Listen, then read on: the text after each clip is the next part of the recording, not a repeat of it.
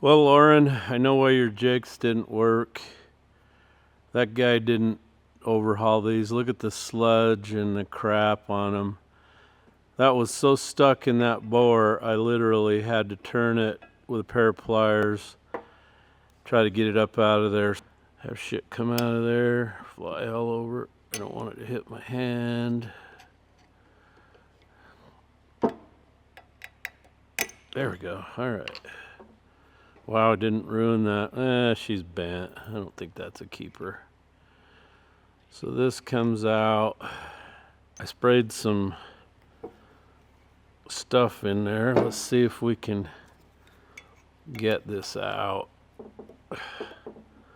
Well, this one's coming easier than the other one. There we go. There we go. Look at that. Look at this shit in there. Just absolute junk. So there's a check valve in there. I'll just leave that in there. Anyway, this bore is horrible. Absolutely horrible. So I'll take it over in the parts washer and start cleaning it up, and I'll have to take those spools and clean them up. The one that Matt took apart originally, he sanded and sanded those bores and those spools before those things would move smoothly. And I know they can't get stuck in there. It's not going to work. And then I had one that had this off of it, which holds this slug in here. Goes in like that. So it didn't fall out when we took them off, but basically when you take your jake housings off, these are designed to hold these spools in there. So this doesn't drop out and go down the hole and down into the pan or on the cam. And luckily that didn't happen, but I've got to have one of those too. And I had a broken spring in there. So this is the little deal the spring goes on. I'll show you where that goes here. So it goes down in this hole. Spring goes on it. So it pokes up through this. And on the back side is an adjusting nut for this. And the spring that was in this one is just about kaput. I can see it's at the end of its life. It's kind of bent on one end right there, so it's probably going to break. So I went into Pratt Truck Service to try to find that. None of their books show it. So they gave me a complete jake housing. So they gave me a complete housing and all the guts, because they couldn't find the spring on Cummins or anywhere. So thank goodness they were willing to give that to me. So now I've got to lube this up, run it in and out, make sure it's going to travel freely. I've run it in dry and it works good, but now it's time to actually lube it, see if it's going to work. Come on, baby. There we go. Yep, so she's going to work. So that's in there. So now let's take it back out. So I have to take these springs and assemble them first, and they fit pretty damn tight inside each other. I asked Brian if that was normal, and he said, yeah, it's made that way to, how did he put it? Take the harmonics out of it.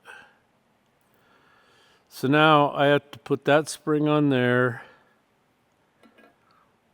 and put this spring on here and then shove it up in here and get it to hit that hole and come through.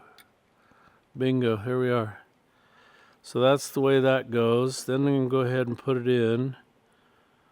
And that's why I had to take those adjusting screws out, is because unless that tip of that goes through there, you're never going to get that in. It's just too much spring pressure. So now I have to take this, and that's going to go in there. And in order to make this happen, I got to get this out here over the edge, and then I take a C-clamp, because I don't have the certified I guess these are made by Jacobs Engine Brake for Cummins, but they call it a C brake for Cummins. C for Cummins. So you just gotta get that down in there and compress it. Make sure she's gonna fit OSIS. Wiggle it around. Get her in there, Jeff. So are we in there? I think we are. I don't know if you can see me or not. Can you see me? Can you see? Yeah, you can see it. So I've got that compressed in there, and it looks like we've got room for to snap a ring, maybe. Maybe, Jeff, maybe. So take my little pick and make sure that this is where it needs to be. That if you just put that C-clamp in there, that you could get that tightened down. So what you got to do now, I could have put that on first, but then I wouldn't be able to see. You got to get over that. All right, then we're going to go. Let me bring you around here so you can see the struggle, because it's real. The struggle's real. So then you take this and compress it down and get it in there like so, and hope that it snaps into place, which it doesn't seem to have. No. There we go. Then you got to rotate it around here. They tell you to rotate it 90 degrees. So I need some snap ring pliers that'll do that. Anyway, you can turn it pretty easily once you compress this. So you just turn it around. It says got to be 90 degrees. They can't be out here. This one over here was. The other one wasn't. And because I wasn't smart enough to compress this, I ended up bending the crap out of the snap rings, trying to get it out, which wasn't smart. So now let's release it, see if it comes up in our face. Looks like it's in. Looks like we're in, Flynn. Yippers, yippers, yippers. Yeah, I can see it's in the groove. All right, so now what we got to do is turn it over and then screw that adjuster back in. And it says 23 thousandths on the lash. So I wonder how you do that. I don't know. I'll figure it out. I am just about out of the magic sauce. Secret sauce. So I'm pretty sure it goes in like this. Like that. And then these caps go over it like this. And then you've got a snap ring you got to put in there. And that's how that goes. So I didn't ruin those snap rings. I did not. I did not damage them.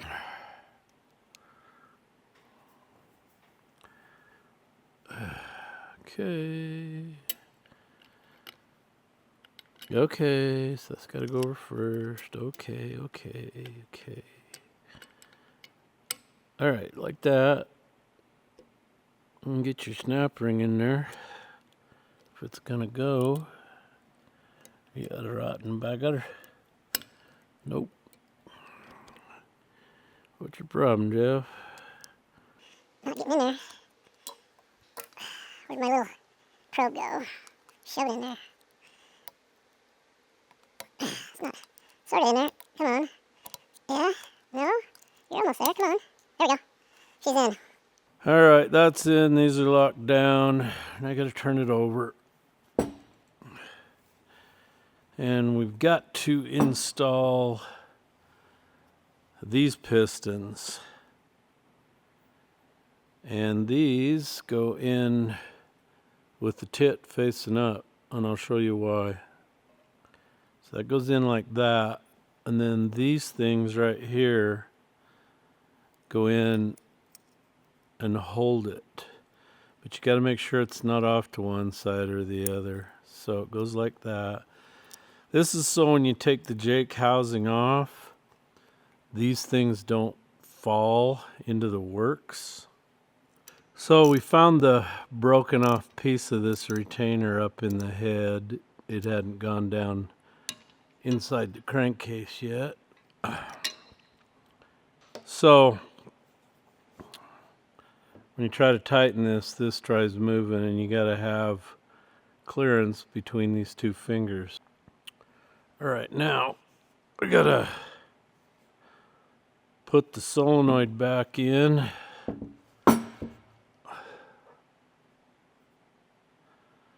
O-rings still look good. Put some secret sauce on those. So Lauren took this truck to a Cummins guy because Jake's didn't work and didn't have oil pressure. So he takes an old pump off a big cam he had laying around, and he put that on. And then he supposedly tuned up the Jakey brakies. There we go.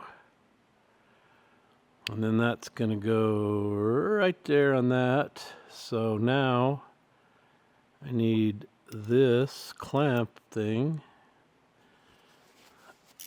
So I want to thank the guy that sent me this black set of 1/4" drive ratchets. I use it constantly.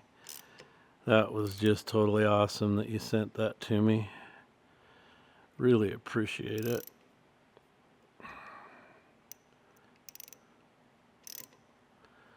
I use it constantly. There we go. I gotta go get another one, tear it down. Uncle Tim. Good.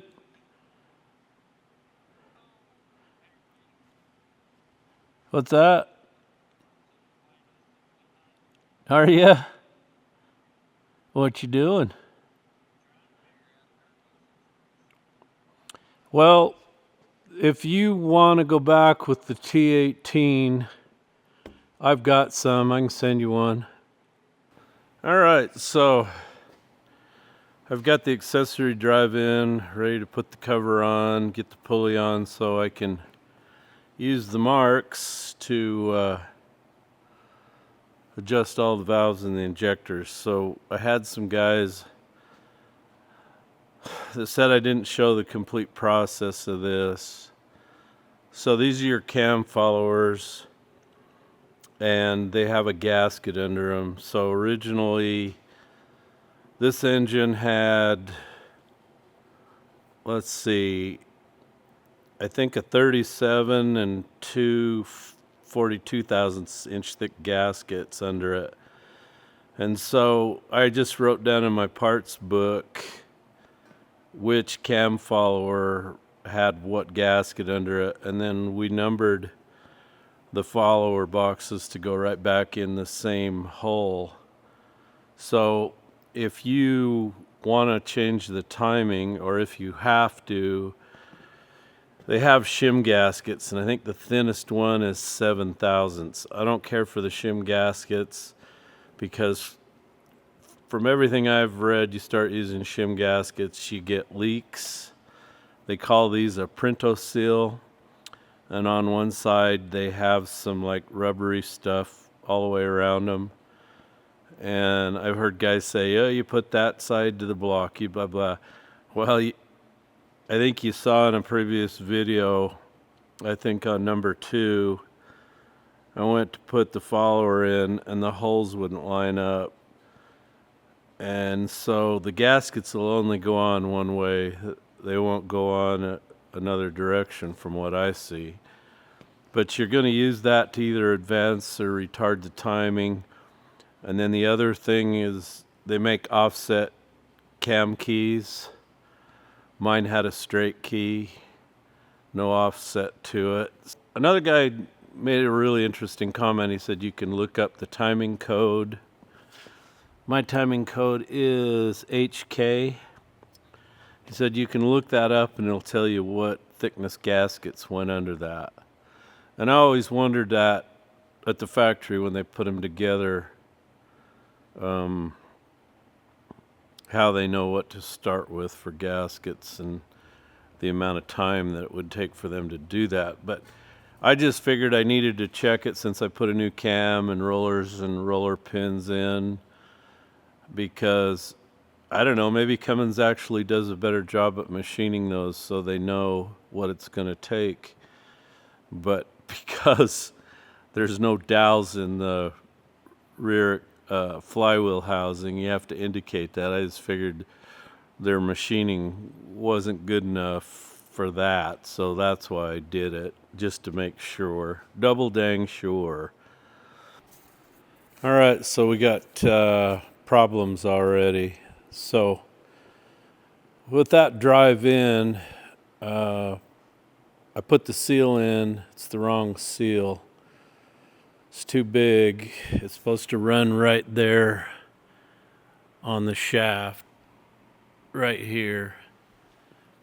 And so I've got another seal that will work, but the biggest problem is they sent me the wrong pulley. They just sent me the same pulley that I had originally, and that pulley would go in here against this, and then it'd be clear out here, and it wouldn't line up with the water pump pulley.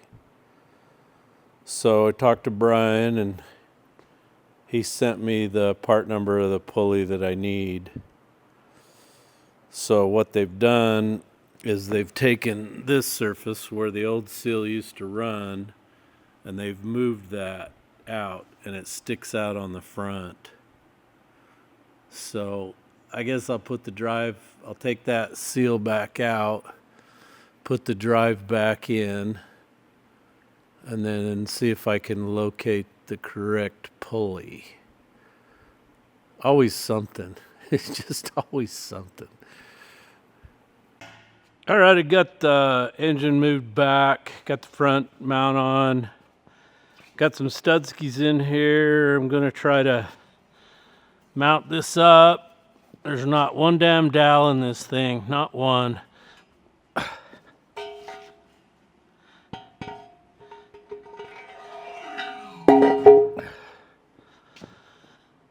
All right, so now we gotta put the bolts in the hole. Should I be putting jizz on there or oil? So there's the dowel holes. That one's dicked up. They never gonna line up anyway. I can't believe that. Now, I'll just put them in dry first and we'll see how out of whack we are. So I figured once I got this on and dialed in, I'm gonna go out and get that 1693 engine stand, and I can set this on the stand and put the pan on. So here's what I can't adjust the valves and stuff till I get the correct pulley. So what I'm thinking about doing is going and getting my old pulley, and you can't even hardly see the marks on it anymore, but I've got another one to lay on it to make sure they're where I marked and where I think they are and that they're correct. I mean, you can see sort of a mark. Some of them you couldn't see the letter, the ABC, so I'll double check. But I'm thinking about going inside of it and taking a flapper wheel and open it up till it'll slide off and on this shaft easy. Put the dowel pin in and get it to go on, and then I could adjust the valves and finish the top end, which I would love to do while it's on the bench, because I can stand on the bench. Now, if I put it on an engine stand, it's going to get a little more difficult. Now I got to go get those steps and walk up the steps. Do you want to see how out of whack this is? Let's see what kind of whack we got. You know what? This is an extendable stick. Yeah. Keep your eye on the birdie.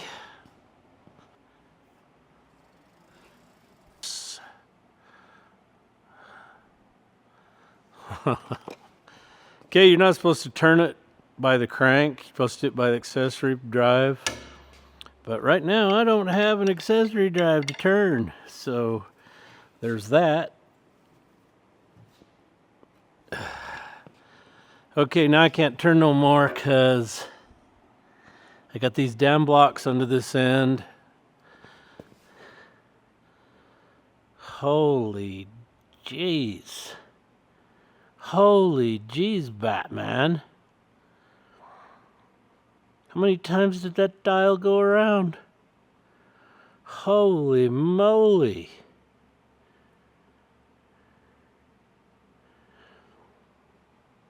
Yeah, I thought, didn't I have that in the middle of the crankshaft, for crying out loud? I swear I had this in the middle of the crank. What the heck? Oh, you dumbass, Jeff. Unbelievable. So I stuck these in there in the dowel holes to see if that wouldn't line it up at all. Holy moly. What a moron.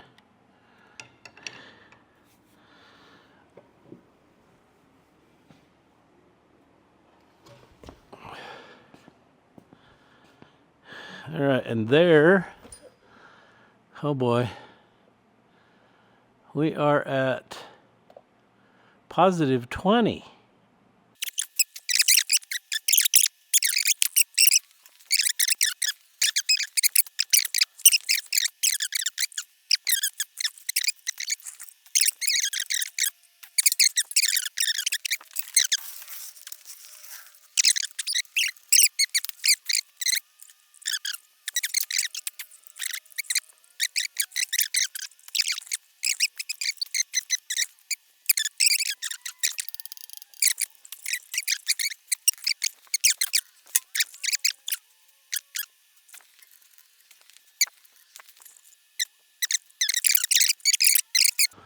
To the 3 o'clock and see what we are.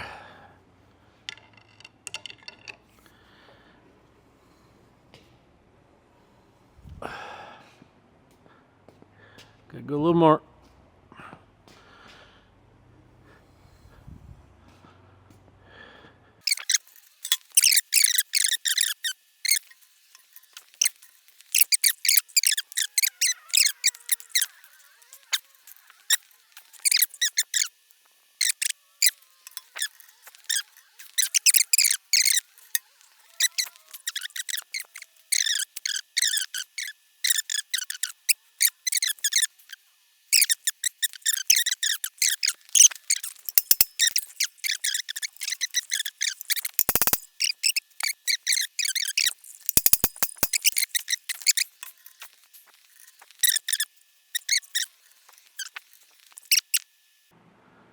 I did my math wrong, didn't I?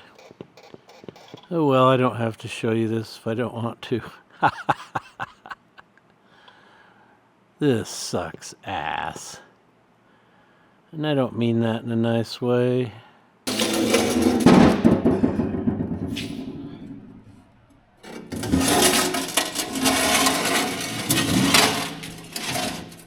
You know what? I'm gonna call Jake and see if he can come down. Call Jake Anderson. Okay. So Jake ain't around, so I gotta figure out how to either crawl under there and put it on my chest or try to bring it up one side at a time, and I don't know how in the world I'm gonna do that, you know? Let's get rid of the hat. Ow. Ow. Ow.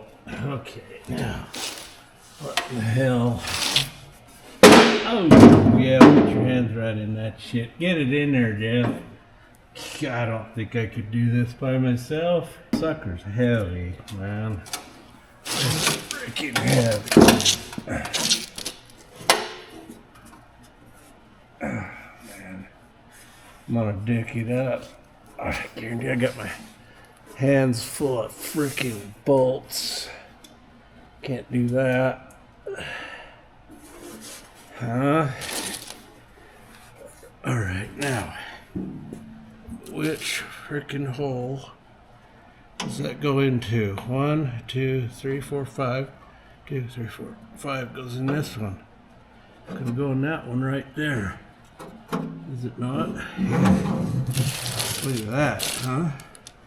Would you look at that? Okay. Now, I gotta get my knee in here. Find some bolts. Where'd my bolts go? Need bolts, Jeff.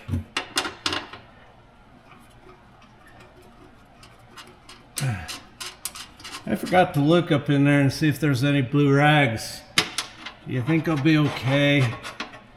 I think so. I think so.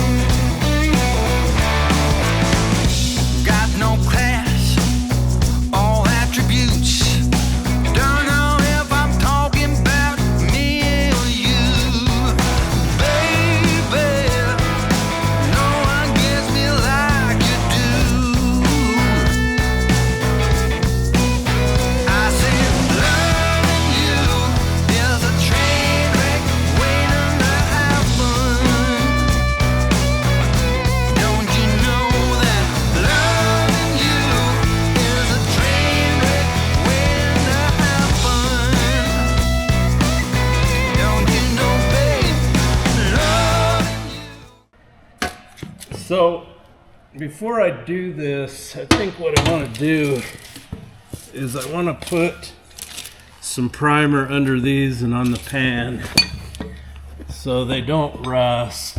So, I'll do that. Alright, so the pan's on.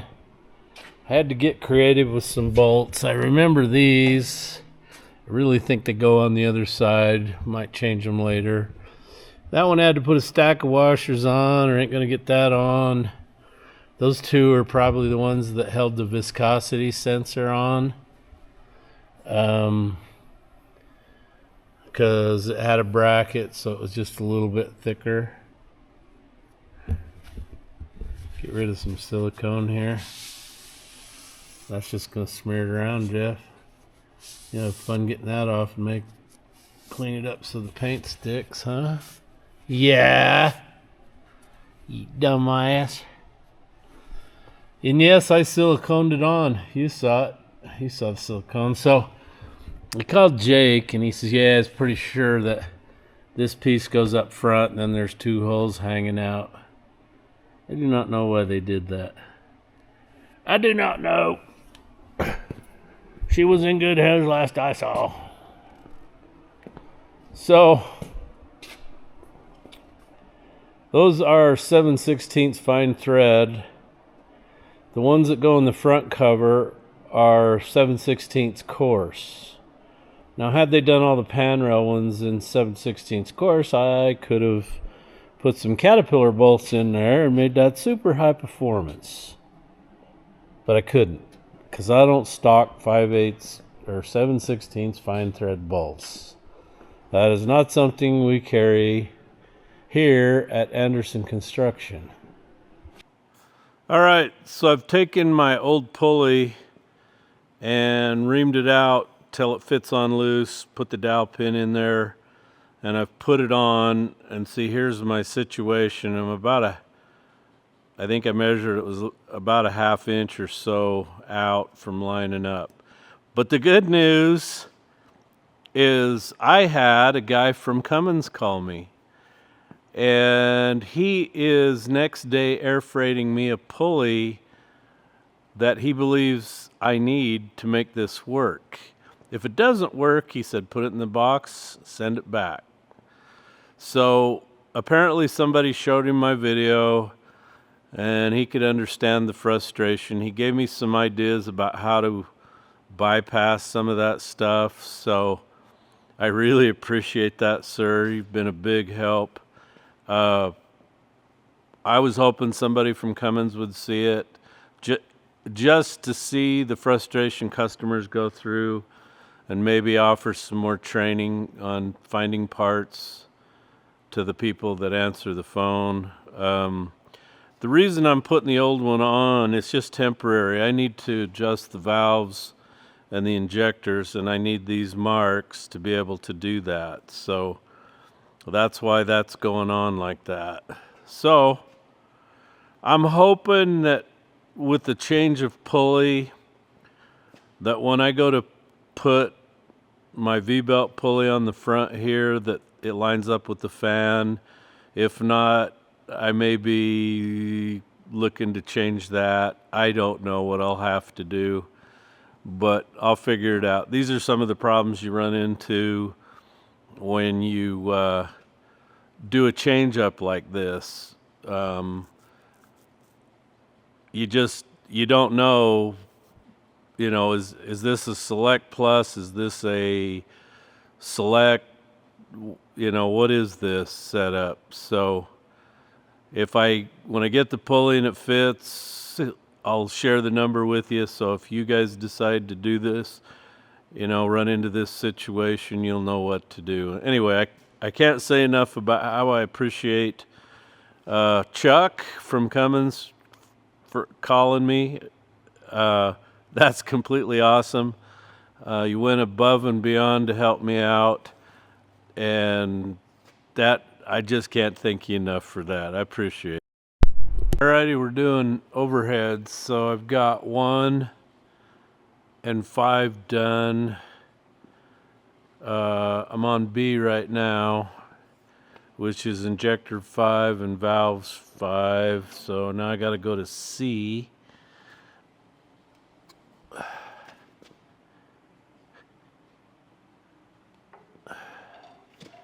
Right there.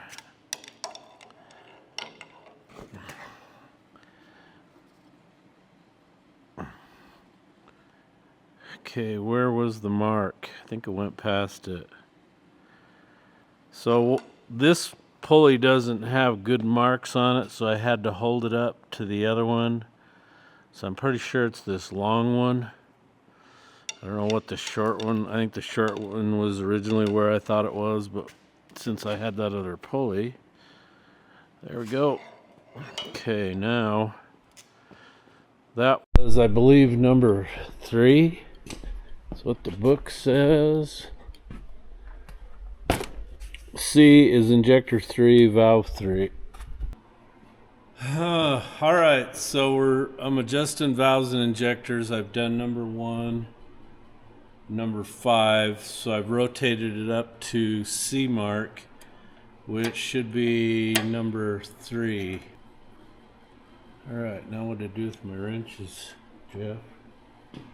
Where's your freaking wrenches? All right, it's time to tighten that up.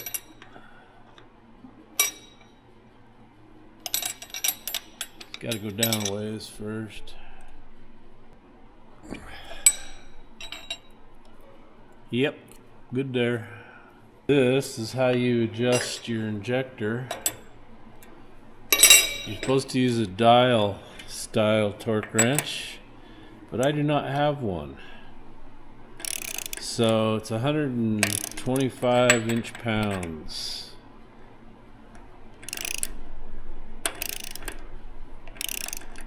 So I assume that's going to push down that STC plunger in there. There we are. You got to go careful, it's not a lot of torque.